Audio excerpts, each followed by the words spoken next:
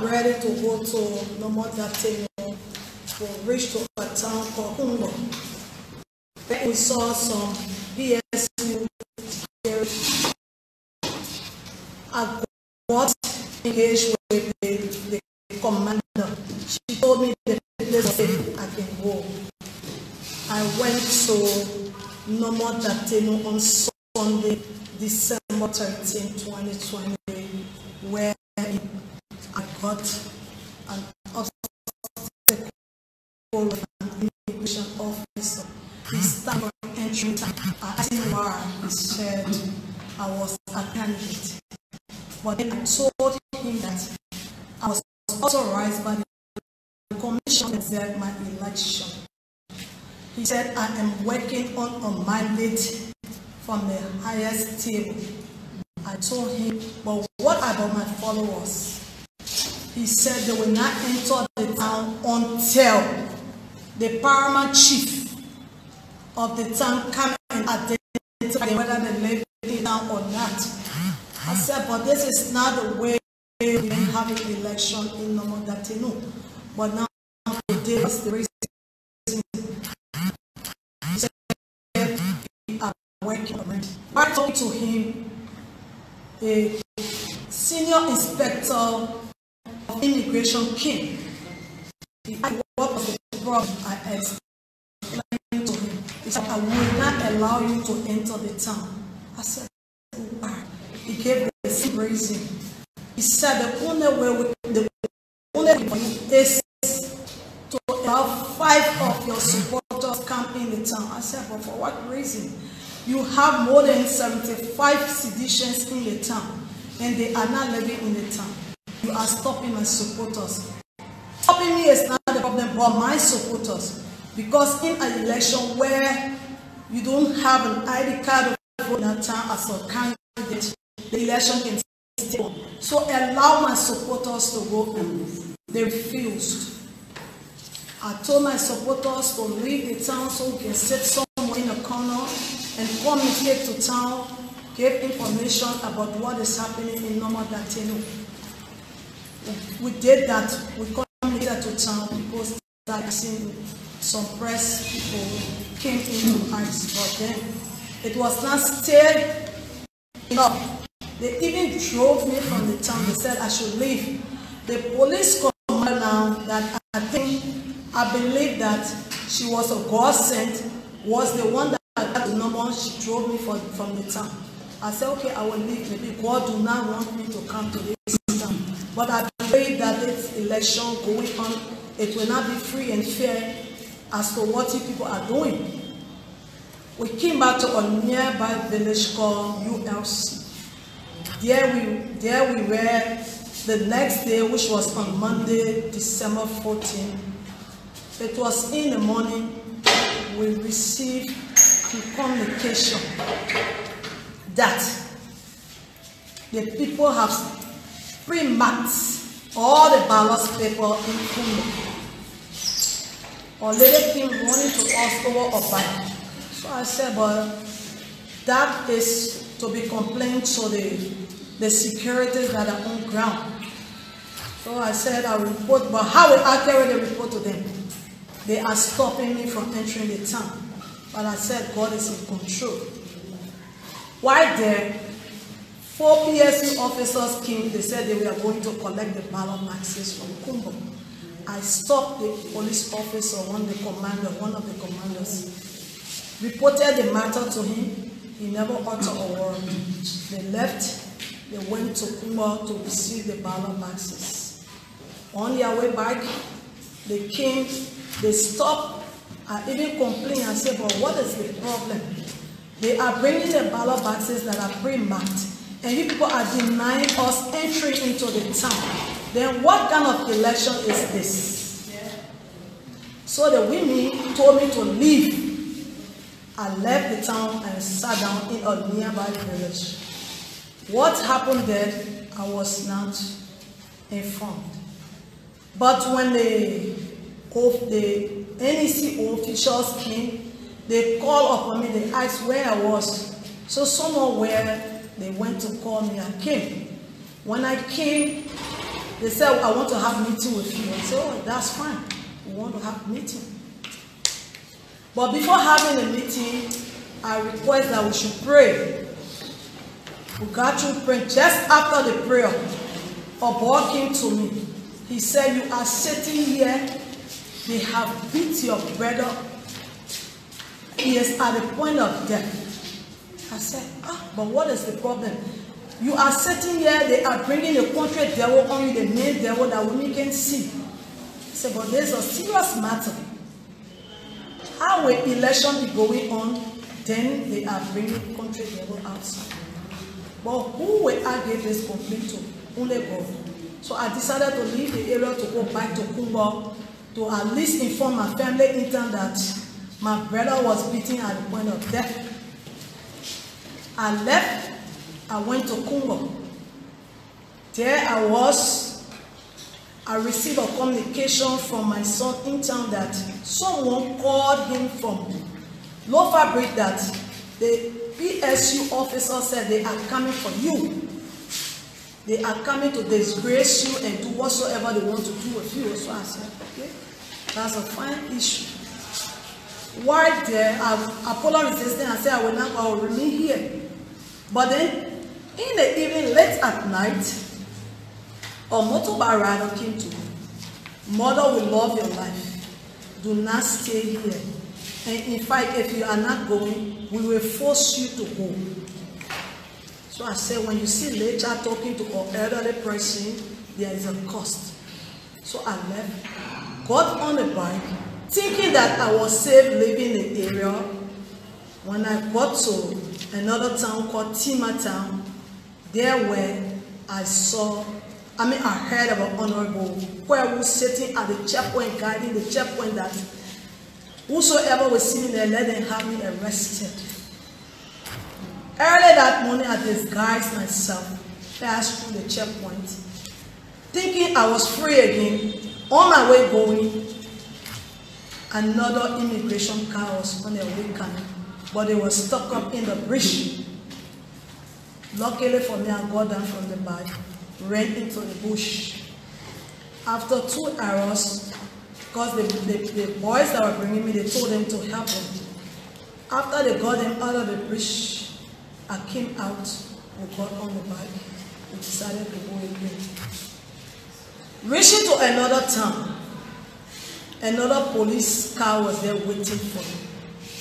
There I know that God is in control. When we got there, they started stopping all the bike riders. We are asking for one lady called Madam Boteo Kanneh.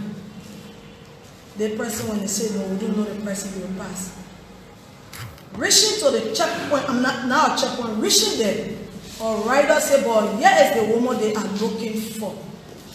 I said, God, let your perfect will be done. Right there, the rider told me, sit down. I sat down. We started the journey. Wherein we reached somewhere, I was forced to go in the bush because they were tailing us with another bike. I got in the bush, finding my way out. It was not easy, but I bless God who reached to our little village where someone rescued me. And after 1 or 2 days, the women got on their feet. They said they wanted to make sure that they bring me to town. But luckily for me, I called Sia in Kumba. So she gave the number to the women that were looking for me. She said, you and women were looking for me. I said, praise God. It has not been easy.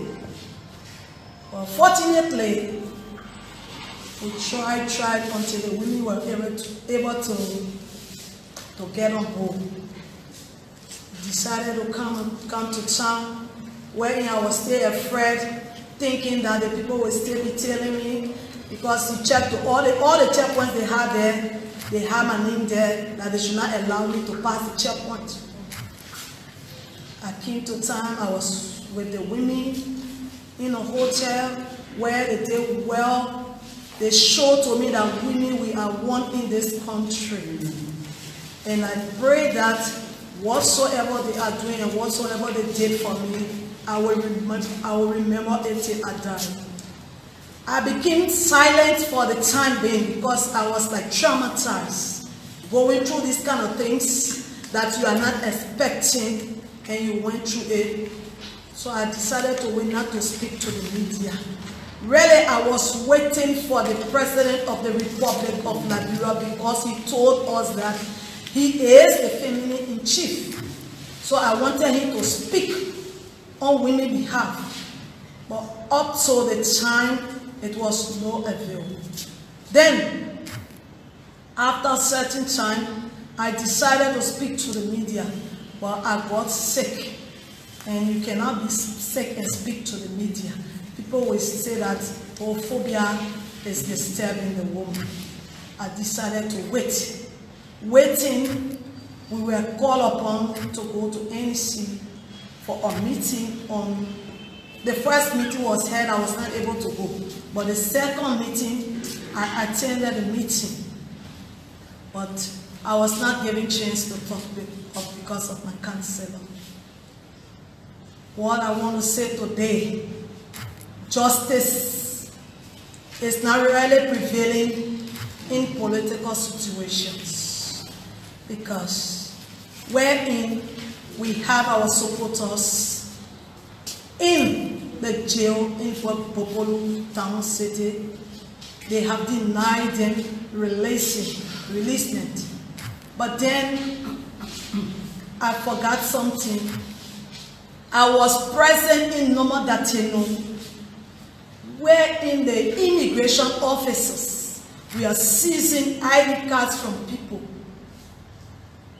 knowing that they were not the one that issued these ID cards to the citizens.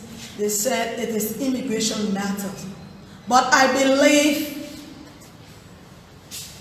during the registration, they have what they call exhibition, wherein after the registration, they will do exhibition. If you are not satisfied with the people that are obtaining the ID cards, you can revoke them from them.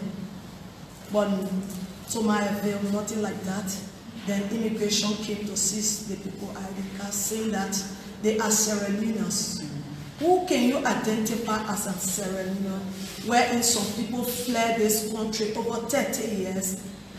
They stay in Sierra Leone, in the neighboring countries where they are sustaining their lives because of good living. They decided not to come to Liberia. Now, they speak the dialect with the people. You know, some people left from here, they are 2, 3 years old, some 5, 10, 15 years. They are speaking the same languages with the people on that side. Then you are timing them to be foreigners.